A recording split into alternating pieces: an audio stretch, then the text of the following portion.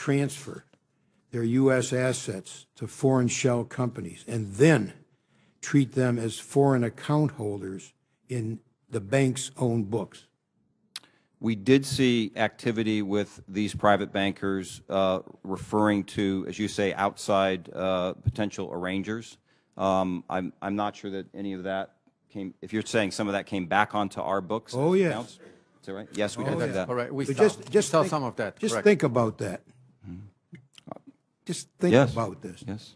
Your bankers referred customers to create shell corporations in tax havens, knowing that then those shell corporations would deposit those funds Yes. in their accounts with your bank under the name of the shell corporation.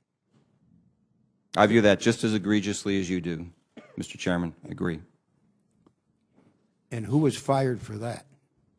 Well, as we said, No. Was anyone fired who did that? I know a number of people have been fired, a number of people have been let go. I just want to know, people who engaged in that egregious act,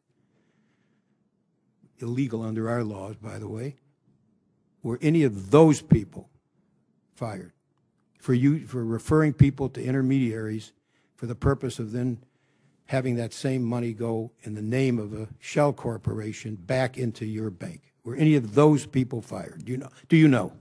I believe all those people do not work for the bank anymore, but perhaps Mr. Trudy can give you a more Do you know, specific Mr. answer. Trudy?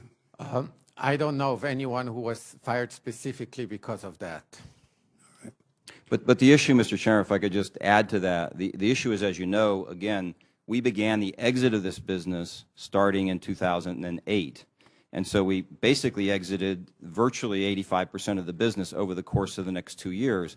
By the time we actually found this behavior, which we agree with you, we find it just as unacceptable as you do. By the time we found that behavior, most of those people were gone.